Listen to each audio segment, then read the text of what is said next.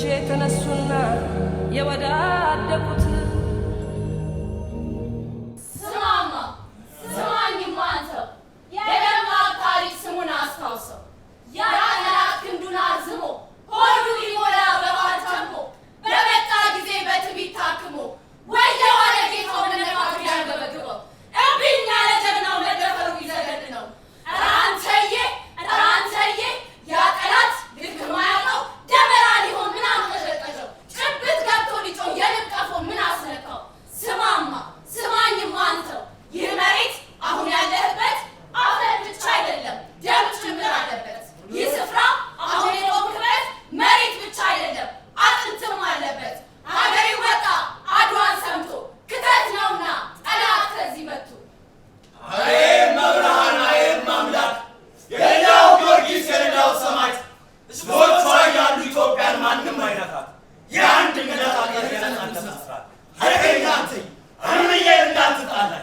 በሌላው ወጣ ጊዜኝ ጠላት ሲደፍረኝ መታ በርታኝ አንድነት ነው የሚበጀኝ ጀግንነት ነው የሚያበረታኝ ይንጅራ ገረር ናጀቱ ገረር ተማለወሱ ገራንኖሱ ገረሱ ኮፋት ገረሱ ጋፋደዋ ሰኒ ከንጅ በተኒ ገለኒ መቃብየሳኒ ገንበሬሰኒ ወዴን ሰይደሙካ ጋትራህ ማቦበሱ ከንገፎረሞ ሁጋት በተመኑ ሁጉማመቴ እናመሰግናለን። የአድዋ ድል በዓል ስለሆነ የዛሬው የሀሳብ መዋጮ ትንሽ የተለየ ቅርጽ ይኖረዋል። በቅድሚያ የአዲስ አበባ ከተማ አስተዳደር ባህልና ኪነ ጥበብ ቢሮ ኃላፊ ክብርት ዶክተር ሂሩት ካሰው እንኳን ደህና መጣችሁ እንዲሏችሁ እሳቸውን ወደዚህ ጋብዛለሁ። የዛሬው የሀሳብ መዋጮአችን አድዋ ላይ ነው የሆነው። ከስቱዲዮ ወጥተናል። አድዋ ያለ ስቱዲዮ ማዘጋጀት ነውር ስለሆነ ማለት ነው። ስለዚህ ወደዚህ ስለመጣን እንኳን ደስ ያላችሁ እያልኩ የተከበሩ ዶክተር አሻግሬ በጠቅላይ ሚኒስትር ጽህፈት ቤት የኮፕ 32 አስተባባሪ፣ የተከበራችሁ የቢሮአችን አመራሮች፣ የክፍለ ከተማ አመራሮቻችን፣ የኪነ ጥበብ ታላላቅ ስማችሁን ሁላችሁን መጥራት ስለማይቻል የኪነ ጥበብ ቤተሰቦቻችን፣ እንዲሁም ደግሞ ታሪክን እያስተማሩ ቀለምን እየቀረጹ እያስተማሩ ያሉ ዜጋ እየቀረጹ ያሉ የአዲስ አበባ ዩኒቨርሲቲ የኮተቤ ከሁሉም ዩኒቨርሲቲ የመጣችሁ ምሁራን ከተቋማትም ነው የመጡት። አድዋና ኢትዮጵያ አሁን ደግሞ ስናይ የአሁኑ ማረፊያዎቻችን የሀገር መከላከያ ሰራዊት ተወካዮቻችን ሁላችሁም ጥሪያችንን አክብራችሁ የመጣችሁ እንግዶቻችን እንኳን ለ130ኛው የአድዋ ድል በዓል ዋዜማ አደረሳችሁ አደረሰን እላለሁ። እንኳን ደህና መጣችሁ። እሺ ዶክተርን እናመሰግናለን። የዕለቱን የመነሻ ጽሁፍ አቅራቢ የተከበሩ ዶክተር አሻግሬን ወደ መድረክ ጋብዛለሁ። አድዋ ዛሬ ናት፣ አድዋ ትላንት። የአድዋ ጦርነት በኢትዮጵያ ዘመናዊ ታሪክ ውስጥ አብዩን ስፍራ የሚይዝ ታላቅ ርዕሰ ጉዳይ ነው። የአድዋ ድል የኢትዮጵያውያን የነጻነት ምንጭ፣ ለሀገራችን ደግሞ የዘላለም እሴት የሆነ ድል ነው። የአፍሪካም ጭምር ድል የሆነው የአውሮፓውያንን የቅኝ ግዛት መመሪያ በተለይ የበርሊን ጉባኤን ያፈረካከሰው የአድዋ ድል እግሩ በጣም ረጅም ነው። ከአፍሪካም አልፎ በመላው ዓለም ያሉ የጥቁር ህዝቦችን ያስተሳሰረና ለፓን አፍሪካኒዝም እንቅስቃሴ መሰረት የጣለ ታላቅ ኢትዮጵያዊ ድል ነው። ዛሬ በዚህ የአድዋ ድል 130ኛው ዓመት መታሰቢያ ላይ ስንሆን አንድም እዚህ ዘመን ላይ ተገኝተን የኢትዮጵያን አድዋ የምንዘክርበት መረዳት ስላገኘን፣ ሁለተኛ በታሪክ ትስስር ይሄኛው ትውልድ ደግሞ የራሱን አድዋ ከታላቁ የኢትዮጵያ ህዳሴ ግድብ አንስቶ በምን አይነት መልኩ እየገነባ እንዳለ ስለምናስተውል የታሪክም ተሳታፊ ስለሆንን ለዚህ ታላቅ ድል እና ቀጣይነቱ ዛሬም ነገም ለሆነው አድዋ ሁላችሁም እንደገና እንኳን አደረሳችሁ። ያ የአባቶቻችን ታሪክ፣ ያ ገድል፣ ያ ህያው ድል መንፈሱ ዛሬ በእኛ መሃል በምን አይነት መንገድ እየሄደ ነው? መልኩስ ምንድን ነው ሚል ጥያቄ ማንሳት እጅግ ተገቢ ይሆናል። ዛሬ በሉዓላዊነት፣ በልማት፣ በኢንዱስትሪ ወዘተ የመሳሰሉ ታላላቅ ሀገራዊ ርዕሰ ጉዳዮች ላይ በናሽናል ኢንተረስት ማኳያ የአድዋ መንፈስ ከትናንት መጥቶ ዛሬ በምን አይነት መንገድ እኛም እየሰራ ነው ሚለውን ጥያቄ በጉልህ ሊመልስ በሚችል መልኩ አድዋ ትናንት ዛሬና ነገ ምን አይነት ቅርጽ እንዳለውና እንደሚኖረው ዛሬ እንወያያለን። በዚህ ርዕሰ ጉዳይ ቀደም ሲል ክብርት ዶክተር ያስተዋወቀችን እንግዳ የመነሻ ሐሳቡን ይነግሩናል። እሳቸው አድዋን በተመለከተ አሁን ያለንበት ታላቅ ሙዚየም ከተሰራ በኋላ ታላቅ የሆነ የአድዋ ግራንድ ናሬቲቭ በመስራት ረገድ የአንበሳውን ድርሻ የተወጡ ምሁር ናቸው። የህግ ባለሙያም ጭምር ናቸው። የታሪክ ባለሙያም ናቸው። በታሪክ በወል ትርክትና በሀገር ግንባታ ዙሪያ እጅግ ብዙ ነገር ያበረከቱ ኢትዮጵያዊ ናቸው። ስለዚህ በቀጥታ ወደ እሳቸው መነሻ ሐሳብ እንሄዳለን።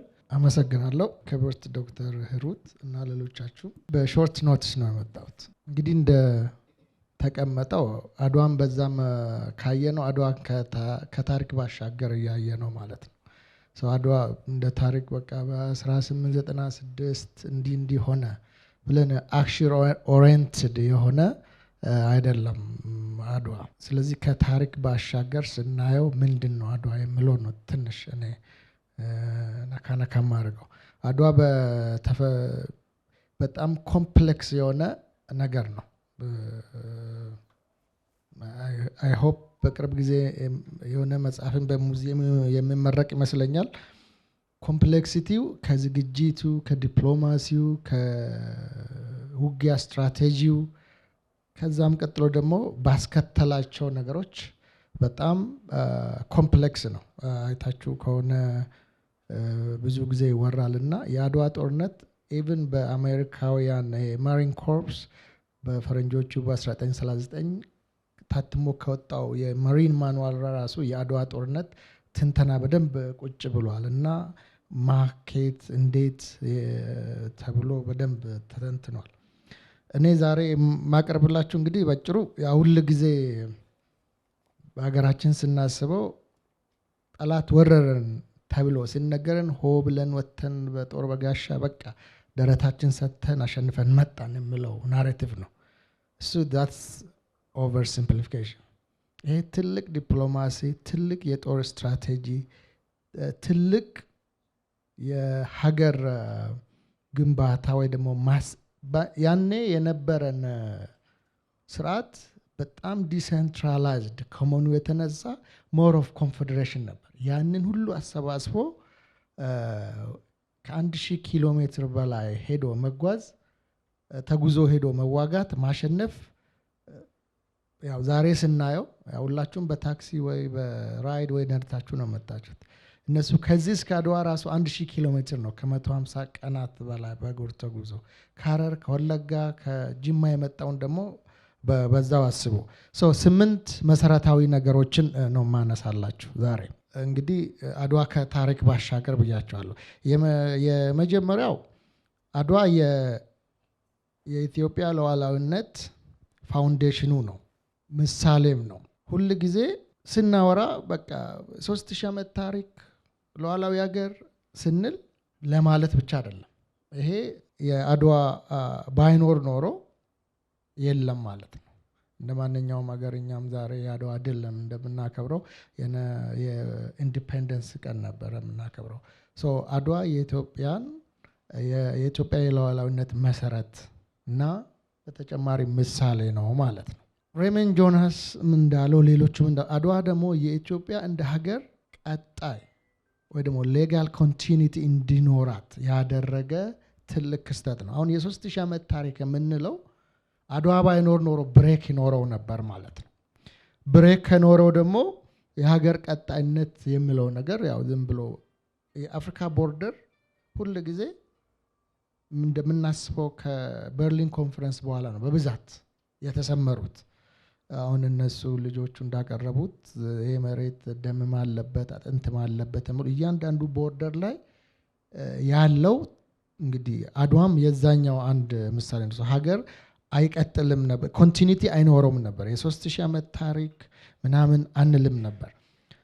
ሌላው የአፍሪካ ሀገራት ይሄ ጁዲሻል ራፕቸር የሚባለው ነው። በቃ ከስተመሪ ሎውም ይሁን ዋትኤቨር ይሁን ተቋርጦ በሌላ ሪስትራክቸር ተደርጓል። የጋምቢያ፣ ጋና፣ ናይጄሪያ ምናምን ስናየው ኮመን ሎ ይላሉ። በቃ ሌላ የጁዲሻል ራፕቸር አልነበረም ኢትዮጵያ ውስጥ።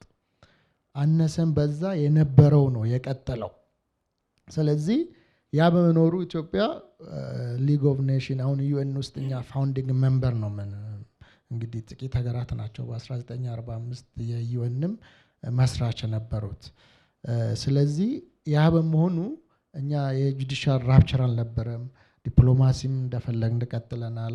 ከሀገራት ጋር ስምምነትም ወስነናል። የራሳችን ኮንስቲቱሽናል ዲቨሎፕመንት ነው የሊጋልም ፖለቲካል ዲቨሎፕመንትም በዛው ቀጥለናል ማለት ነው በአድዋ ምክንያት። ሶስተኛው ደግሞ ያው የተባለው የክተት ነው። አድዋ የናሽናል ሞቢላይዜሽን ሞዴል ነው። ክተት ተብሎ ያ ሁሉ ሲወጣ ሞዴሉ በዛ በሾርት ኖቲስ ሰፕቴምበር ተብሎ እዚህ ጋር ጥቅምት 2 ከዚህ ያ ሁሉ ህዝብ የወጣ 100,000 በላይ የተሳተፈበት ክተት ትመት ዝም ብሎ አይደለም። ሞዴል ነው። ይሄ ሞዴል ነው። ሞዴሉ አሁንም ሰርተዋል። ብዙ ጦርነቶች ከዛ በኋላም ነበሩ፣ ሰርተዋል። አንድ በርክሌ የተባለ ጸሐፊ ምንድን ነው ያለው?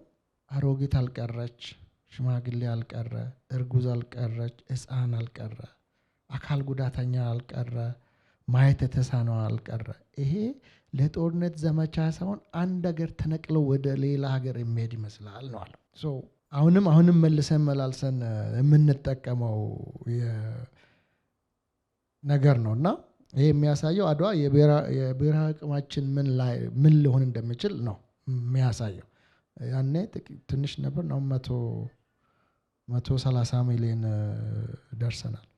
ሌላ አድዋ ያደረገው ምንድን ነው? ይሄ ኮሎኒያል ሃይራርኪ ሪቨርስ ነው ያደረገው፣ ወይ ደግሞ ማኒፌስት ደስቲኒ የሚባል አለ።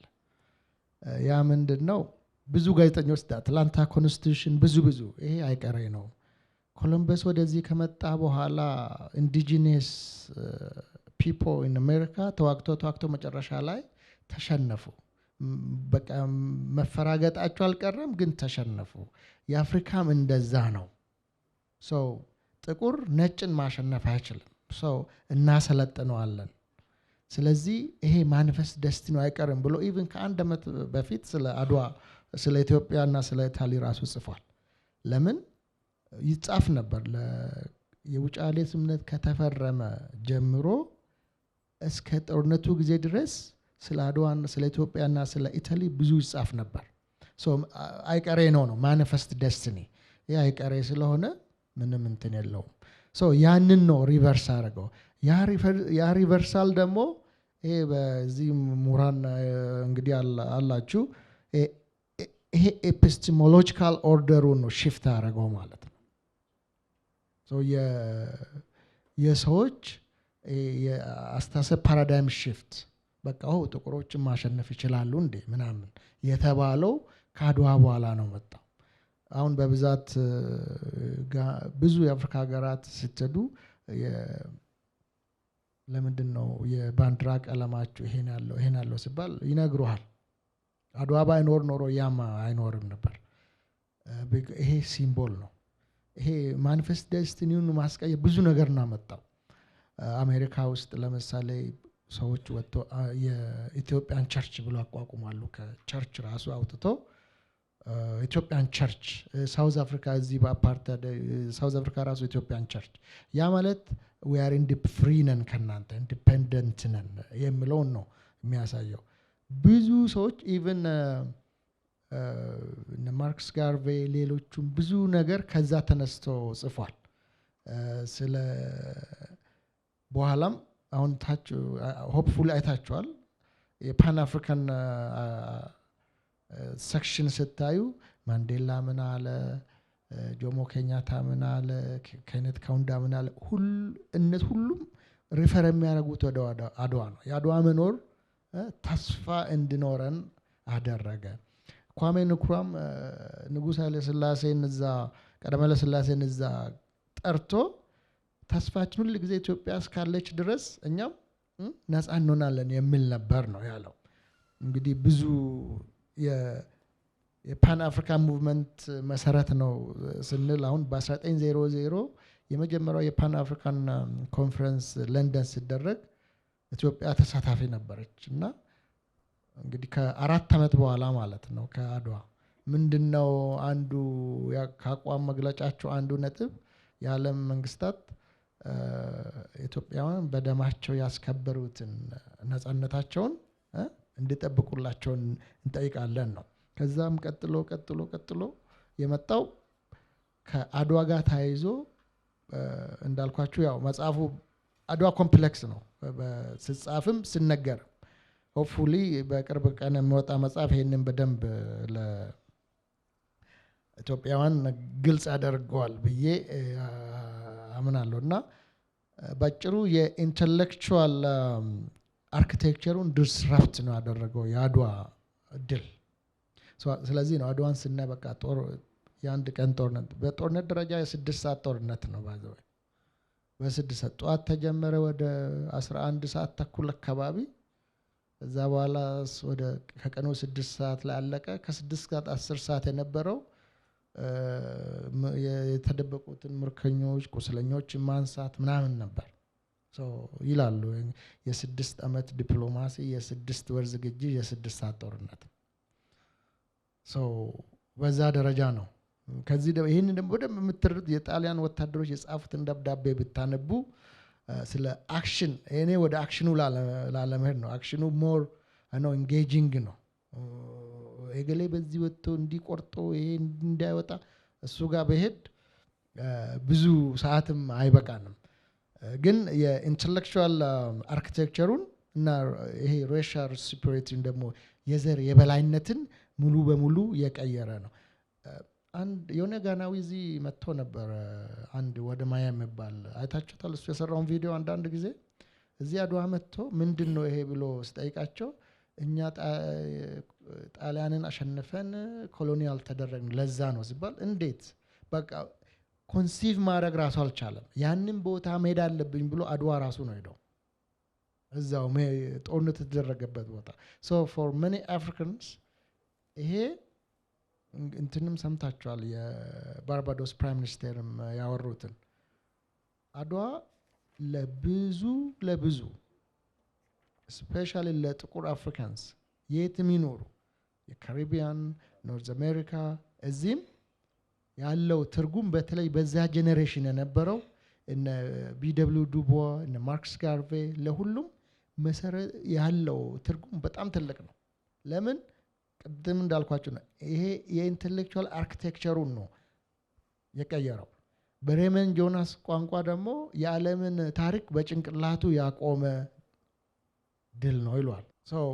በዛ ደረጃ ነው አድዋ ይሄ ማኒፌስት ዴስቲኒ በቀኝ። አምስተኛው ኦልሬዲ ነካክቻለሁ። አድዋ የፓን አፍሪካን ኮንስቲቱሽናል ሞመንት ነው። ይቻላል እንደ ከዛ ነው የተጀመረው። ዘ ሪቨር ዋር በሚል መጽሐፉ ዊንስተን ቸርችል በ1902 ተካው የጻፈው መጽሐፍ ነበር እና እዛ ላይ የጣሊያን በኢትዮጵያውያን መሸነፍ የአውሮፓውያንን ኩራት በክፉኛ ከመጉዳቱም አልፎ ሌሎች የአፍሪካ ሀገራትም እንደሚቻል አውቆ ጦርነት እንደሚጀምሩ አልጠራጠርም ነው አለው። ስትሩ የአድዋ ዜና ሲሰማ በ3 ቀን ውስጥ ሱዳኖች ለነጻነት ውጊያ አጧጥፎ ነበር። ይሄን ስለፈሩ ምንድን ነው ያደረጉት? አይ እነኚህማ ጥቁሮች አይደሉም፣ እነኚህ ኢትዮጵያን ሱፒሪየር ሬስ ናቸው ብሎ ጻፉ። ይሄ ኒውዮርክ ታይምስ ላይ በግልጽ የተጻፈ ነው። አንዳንዶቻችን እኛም ከዛ ወስደን እኛ ጥቁር አይደለንም ብለናል። ባይዘው በተለይ አፍሪካዊ ነው ኢትዮጵያዊ ይላል። በቃ እነሱ ያንን ትራፕ አረጉልን ሄደን ገባን ቀጠል። እነሱ ያንን እናንተ ጥቁር ናቸው አትችሉም፣ እነዛ ሱፒሪየር ሬስ ስለሆኑ ነው ብሎ ነው ጻፉት። ለምን የአድዋ ድል ሲሰማ እንግዲህ ታሪኩን የጣሊያን መንግስት የክሪስፒ መንግስት ወደቀ፣ በቃ ከስልጣን ወረደ። የተጻፈውን ደግሞ ብታነቡ ምንድነው የታሪክ ባለሙያ እዚህ ውስጥ አለ ብዬ አስባለሁ። እና 218 ቢሲ የሚያስታውሳለ 215 ቢሲ ማለት ሃኒባል በርካ ሮምን የወረረበት ነው በአልፕስ በኩል 218 ቢሲ። እና አንዳንድ ጋዜጠኞች ምንድነው ያሉት? ከ2000 ዓመት በኋላ የአፍሪካ ሰራዊት የአውሮፓን ሰራዊት እንደገና አሸነፈ። ብሎ ነው ጻፉት። ሃኒባል ፓርካ እንግዲህ የካርቴጅ ጀነራል የነበሩ ሮምን በስፔን በኩል አድርጎ በ218 ቢሲ ሮም ከተማዋን ነው ወረራት። በአልፕስ በዛ በበረዶና በተራራ ወርዶ ከ2000 ዓመት በኋላ እንትናም ጽፈዋል። ይሄ ሪቻርድ ፓንክረስት እንግሊዛዊው ለንደን ከተማ ውስጥ ሲሄድ የሚያነበው ጋዜጣ ከ2000 ዓመት በኋላ የአፍሪካ ጦር የአውሮፓን ጦር አሸነፈ የሚለው ነው። this is a huge thing ለአፍሪካውያን ያው ትልቅ ቦታ አለው። እንግዲህ የአፍሪካ ህብረትም እዚህ የሆነበት ምክንያት ሌላ ምንም የለውም። ባይዘው ይሄው ነው። ሌላው በተለይ በአድዋ ይሄ ብዝሃዊነት ደግሞ ፕሮሊስት ናሽናል ኮቨናንት ነው የሚያሳየው። በዛን ጊዜ ነግራቸዋለሁ። እኛ ሞር ኦፍ ኮንፌዴሬሽን የሚመስል ነበር። የንጉሱ ሰራዊት በቁጥር ከ30 ሺህ እስከ 40 ሺህ አይበልጥ። እያንዳንዱ የራሱን ጦር ነው ይዘው ሄደው ያ ጦር ተጠያቂነቱ ተጠሪነቱ ለዛ ሰው ነው፣ ለንጉሱ አይደለም። የንጉሱ ትልቁ ስራ እነዛን ማስተባበር ነው። ስለዚህ አክቹአሊ ብዙ የኢታሊያን አናሊስቶች ያኔ እነኚህማ አብሮ አይዋጉም፣ ጥይቱ ሲተኮስ ግማሽ ወደ ጣሊያን ይሄዳል። ለምን? ሁሉም ንጉስ የመሆን ፍላጎት አለው። እንዳጋጣሚ ሆኖ ደግሞ ያው የውስጥ ለውስጥ ሽኩቻ ንጉሱ ላይ የመፈንቅለ መንግስት ሙከራ ተደርጎ ነበር ያን ሰሞን በራሳቸው ዘመድ እና ያንንም ያውቃሉ። ስለዚህ አሁን ይሄ ሲጀመር በቀላሉ ራስ መኮንን ሮም ደርሶ ስለመጣ ወደኛ ይመጣል ገሌ ብሎ በደንብ እንትን ብሏል። እና አንዱ የታሪክ ምሁር ምንድነው የሚለው ለዚህ መልስ የሰጠው የአምባላጌ ጦርነት ነው ይላል። የአምባላጌ ጦርነት ኢትዮጵያውያን ያላቸውን ልዩነት ወደ ጎን በመተው በጋራ ቆሞ ለሀገራቸው እንደሚሞቱ ያሳዩበት ነው። ስለዚህ የአምባላጌ ጦርነት የኢትዮጵያውያን በጋራ መቆም ላይ ያለው ቦታ ትልቅ ነው ብሎ ነው የሚጽፈው። አድዋ አንድነት መፍጠር መመሳሰልን እንደማይጠይቅ ነው ያሳየው። ይሄ ፕሉራል ሶሳይቲ እንትን መሆን አዲስ አይደለም። አድዋ ራሱ ለዛ ኮቨናንት አንዱ ምስክር ነው ማለት ነው። ሌላው እዚች ጋር በደንብ ማየት ያለብን አድዋ ለተጠያቂነት ስታንዳርድ ነው ብዬ ነው የማምነው እኔ። ይህን የምልበት ምክንያት ምንድን ነው?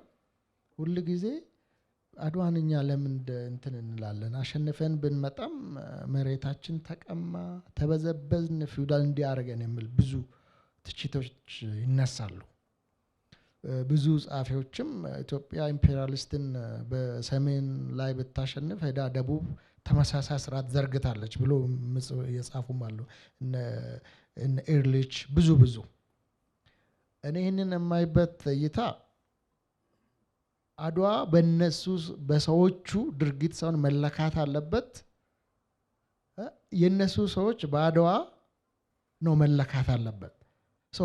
ፌል ነው ያደረጉት ማለት ነው። እነሱ ራሱ ምንተቸው አድዋ ባስቀመጠው በአድዋ ደረጃ አለመኖራቸው ከዛ ቀጥሎ ያለው። ስለዚህ እዛ ላይ የተሳተፉት መሪዎች ጀነራሎች ከዛ በኋላ በፓወር ኮንሶሊዴሽን ይሁን ዋትኤቨር የሆነ ነገር ስለሰሩ የአድዋን ታላቅነት ወይ ደግሞ የአድዋን ያስገኘውን ጥቅም ሊያሳጣም ይችላል። አክቹአሊ አድዋ ለነሱ ራስ ተጠያቂነት መለኪያ እሱ ነው። የኛ ስራ ወይ ደግሞ እኛ የምናደርገው መለካት አለበት በዛ ነው ብዬ ነው የማምነው እንጂ ሪቨርስ አይደለም። ሁሉ ጊዜ ሪቨርስ ካረግ ነው አድዋን ቦታውን እናሳንሳለን። የመጨረሻው እና ስምንተኛው አድዋ የኮሌክቲቭ ሊደርሺፕ እና የኮሌክቲቭ ሊደርሺፕ ወይ ደግሞ የወል አመራር ምሳሌ ነው። የንጉሱ ወይ ደግሞ የንግስቱ አልነበረም ውሳኔዎች ያለ የጋራ ነበረ ሲወስኑ የነበረው። ይሄ ጦርነቱ ካለፈ በኋላ ራሱ ነበር። አንድ ሜጀር ሳልሳ የሚባል እንግዲህ ተልኮ ጦርነቱ ካለቀ በኋላ እንግዲህ ወደ 4000 የጦር ምርኮ ወደዚህ እየመጣ ነው። ከ52 በላይ መድፍ ወደዚህ ተልኳል። ንጉሱ እዛ ቁጭ ብሎ ወደ ኤርትራ ሄጄ አላባራቸው ብሎ ያው ኮንቴምፕሌት እያደረጉ ነበር። ሜጀር ሳልሳ ለተያዙት ሰዎችና የሞቱት ደግሞ ሬሳ እናንሳ እንቅበር ብዙ ነገሮች አሉ እንግዲህ እንዳለቀ እና ወደ ንጉሱ ኮርት መጥቶ ነበርና መጀመሪያ ንጉሱን ለብቻቸው አግኝቶ ኦልሞስት ተስማምተናል ብሎ ነው የወጣው። ሳልሳ ከወጣ በኋላ ንጉሱ ደግሞ ያው ራሶቹን ፊትሮቹን ይጠራና ዲስከሽኑን ያወራል። ከዛ በኋላ እንደገና ሜጀር ሳልሳ ሲሄድ መጀመሪያ የተስማሙትን ሙሉ ሙሉ ሽሯል ንጉሱ። ይሄ ሰውዬ ለራሱ ነው ወይስ እነኚህ ሰዎች ናቸው የሚወስኑት ነው ሰው የሚያሳየው ኮሌክቲቭ ሊደርሺፕ ነው። ኢቭን ወደ ጦርነቱ ሲጀመር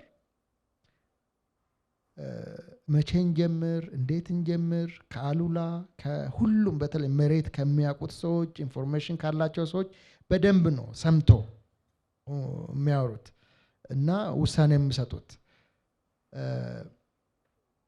ለምሳሌ ብዙ የመቀሌ ከበባ ላይ ወደ 2000 የጋሊያኖ ሰራዊት ወደ 2000 ከነትጥቃቸው ነው ወደዛ የተመለሱት አይደል? ያው ታስታውሳላችሁ። አሁን እዛ ላይ ብዙ ንትርኮች ነበሩ። እኔ ራሴ ድሮ በደንብ ገብቼበት ሳላይ ቢኮዝ እነዛ 2000 ሰራዊቶች ተመልሶ ጦርነት ላይ ተሳትፏል አድዋ ላይ። ጋሊያኖም እዛው ላይ ተሳትፎ ነው የሞተው እና ለምንድን ነው ለቀቁት እል ነበረ። ግን ስናስባቸው ከመቀሌ ወጥቶ የባራቴሪ ሰራዊት አድግራት ላይ መሽጓል ሙሉ በሙሉ። የኢትዮጵያ ሰራዊት ወደ አድዋ ሲሄድ እነዛን 2000 የጣሊያን ሰራዊትን ከመቀሌ ወጡትን መሃል አድርጎ ነው ያለፈው። የባራቴሪ ሰራዊት ኢትዮጵያ ሰራዊት ላይ መተኮስ ከፈለገ የራሱ ሰራዊት ላይ ነው መተኮሰው መጀመሪያ። እንደ ከቨር አድርጎ ነው ያለፉት በዛ እና ስትራቴጂካዊም ነበርና አክቹአሊ አንዳንድ ሰዎች የኢትዮጵያ ሰራዊት አድግራትን አልፎ ወደ አድዋ ሲሄድ ነው ጦርነቱ ተጠናቀቀው ብሎ መስፉም አሉ። ለምን ባራቴሪ ምኒልክ በዛ ቆርጦ ወደ ኤርትራ ሊገባ ነው ብሎ ስንት በደንብ የሰራው ምሽግ ጥሎ ወደ አድዋ ሄደ አብሮ።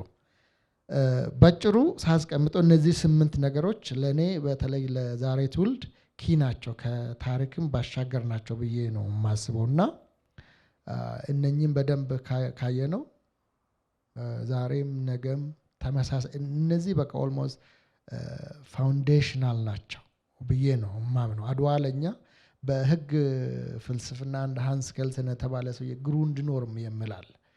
ምንድነው እያንዳንዱ ህግ የሚወጣ ቫሊዲቲውን የሚያገኘው ከዛ ግሩንድ ኖርም ፕሪንሲፕል በጀርመን እንትን አሁን ቤዚክ ሎ የህገ መንግስት ነው።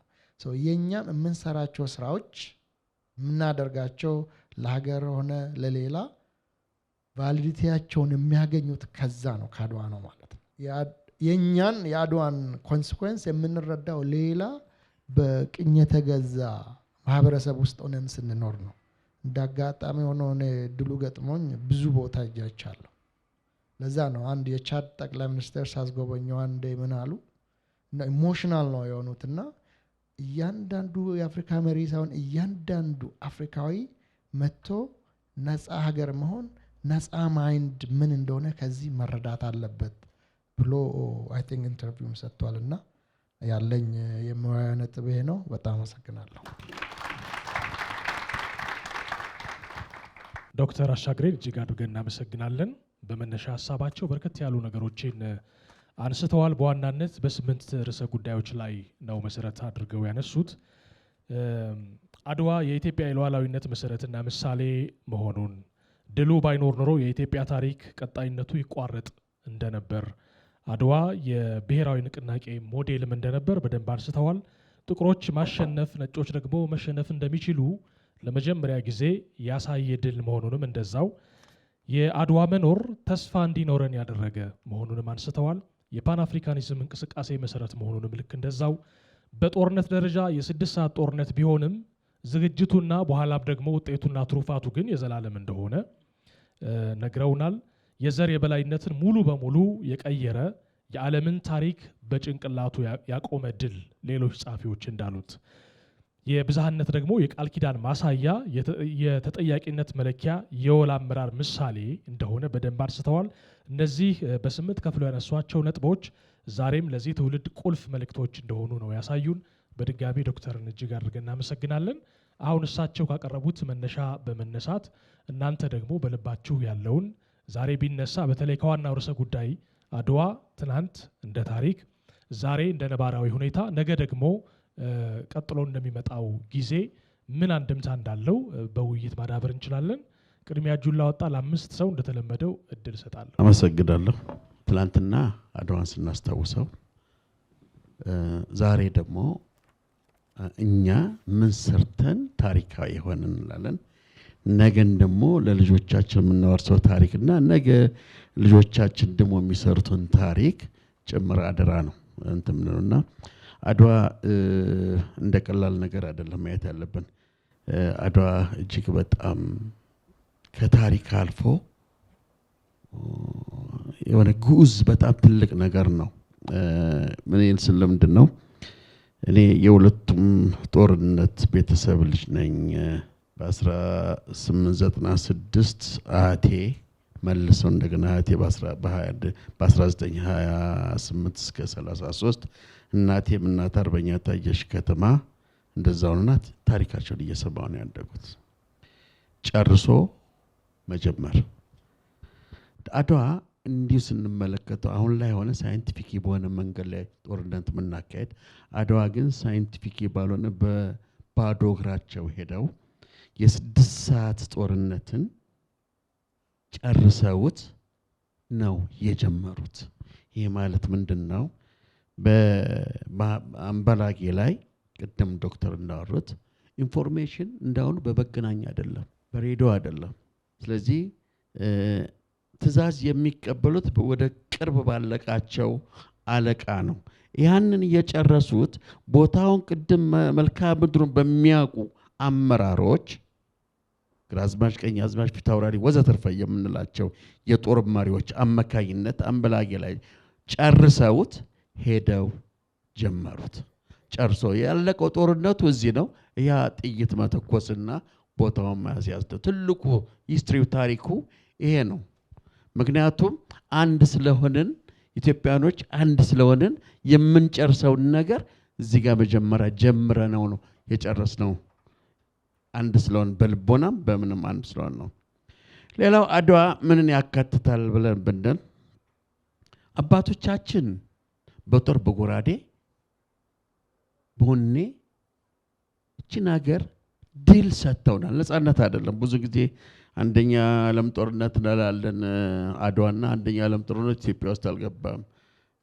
ሁለተኛው ዓለም ጦርነት ኢትዮጵያ ውስጥ የገባውና አድዋ ጣሊያን በእብሪት ኢትዮጵያን ለማፈራረስ ኢትዮጵያን እቺ የምንመለከታትን አሁን ያላትን ኢትዮጵያ አሁን ያለው ብሔር ብሔረሰብ አንድነትን ለማፈራረስ መሬት አጥቶ አይደለም፣ ማዕድን አጥቶ አይደለም፣ ጣሊያን እዛው አለው። ነገር ግን ይህች ኢትዮጵያ የምትባለው በመጽሐፍ ቅዱስም ከባለሳሳት ከ28 ጊዜ በላይ ስለ ኢትዮጵያ የሚነገርላት አገርን ለማፈራረስ አንድነታችን ለማሳጣት የመጣው እንጂ መሬት አጥቶ ማዕድን አጥቶ ወዘተርፈ ነገር አይደለም። ጣሊያን ሲመጣ ራሱ ማለትና ይሄንን አሸንፈው ድልን ለኛ ሰጡ። ድል ነው እንጂ ነፃነት አይደለም። አንድ ይሄ እንዲታወቅኛ በቅኝ ግዛት የተገዛን አይደለንም። ቅድም ዶክተር እንዳሉት በዓለም ደረጃ ላይ እንዲነገር የተደረገው ድል ስላደረግን ጥቁር ነጭን አሸነፈ። እኛ የሁሉም የዓለም ሕዝብ ውስጡ ደሙ ቀይ ነው። አስተሳሰባችን ደግሞ ጥላችን ጥቁር ብለ አስተሳሰባችን ከቀይ ደም አልፎ ነጭም እዚህ ውስጥ ያለን። ምክንያቱም የንጉስ ሰለሞን ጅን እኛ ውስጥ አለ። ለጥበብን ዕውቀትን ሁሉን ለሰጠው ማለት ነው። እናስተውላለን፣ በስሪ ዳይሜንሽን እናስባለን።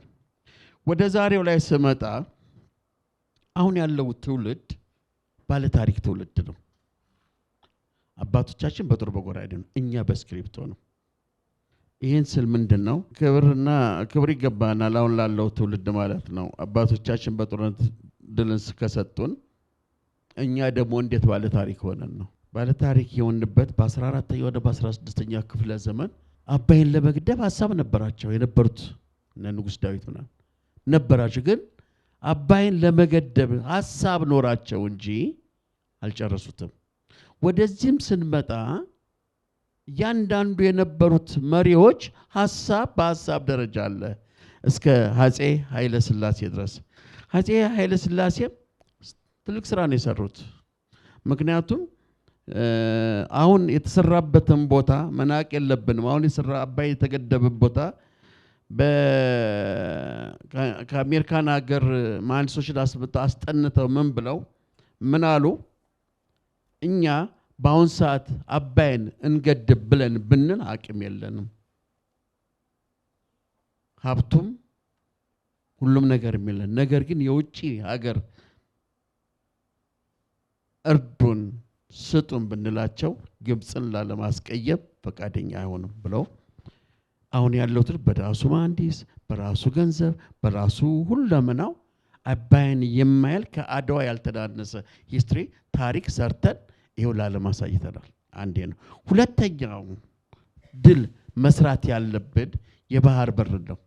ያ እርሾ ነው። ያ የአድዋ ጦርነት አሁን ወደፊት ለምናደርጋቸው ታሪካዊ ነገሮች አጠቃላይ መነሻ አቅም ጉልበት ነው የሚሆነን። የባህር በር ነው። የባህር በርን ስንመለከት በ1906 ልጅ ኢያሱ በወቅቱ ቀይ ባህር በጣሊያኖች ተይዟል። ጅቡቲ በፈረንሳዮች ተይዟል። ስለዚህ የባህር በር የለንም። እሳቸው 350,000 ሰራዊት አሰለጠኑ በውጊያ ለመመለስ ከ1906 እስከ 1909። ይሄን ለማድረግ 350,000 ሰራዊት አሰልጥነው ነገር ግን መከላከያ ሰራዊት በ1900 ነው የተመሰረተው። መከላከያ ሰራዊት እንደ ሀገር ያናል ሰራዊት አልነበረው። ወደ ውጊያ ሲዘጋጁ ጃንሆይ ለምንድን ነው ዘውዶትን የማይጭኑት ሲባል የለም ፈረሴ ቀይ ባህር ላይ ሄዶ ውሃ ካልጠጣ ጅቡቲ ሄዶ ውሃ ካልጠጣ አልጭንም አሉ። በወቅቱ የነበሩት ግራዝማች ቀኛዝማች ፊታውራሪ ወዘተርፈ የሚሏቸው የእሳቸው የቅርብ አመራሮች ልጅ ኢያሱን ተንኮል ጠንስሰው ወዘተር ወደዛው ማግባት ስላልፈለጉ ተንኮል ጠንስሰው በ3 ዓመት ውስጥ ህልማቸውን አሳጧቸው። እሳቸው ራዕይ የነበራቸው ትልቅ ነው፣ ስለ ሀገር ነው።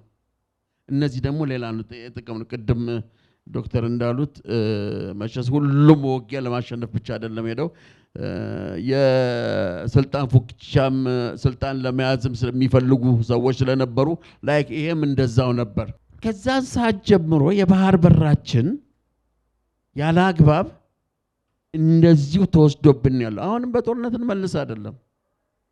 ህግና ደንቡ በሚያዘን መሰረት በብዙ ማስረጃዎች አለን። ይህ የዶክተር አብይ ጥያቄ ብቻ ሳይሆን የህዝቡም ጥያቄ ነው። እሳቸው እንደ መሪ ያቀርቡታል። ይህንን ድል ግን አብረን መስራት ይኖርብናል። ተባብረን እንደ አርቲስት እንደ ኪነት ባለሙያ ሁሌ ጠመንጃ ወድረን ቃታ ስበን ፍሮንት ግንባር ገብተን ተዋግተን እንመልስ ሳይሆን በተለያየ እሳቸውን በመደገፍ በተለያየ ነገር ይህንን የባህር በር 130 ሚሊዮን የሚጠይቀው የባህር በርን መመለስ ይኖርብናል ነው።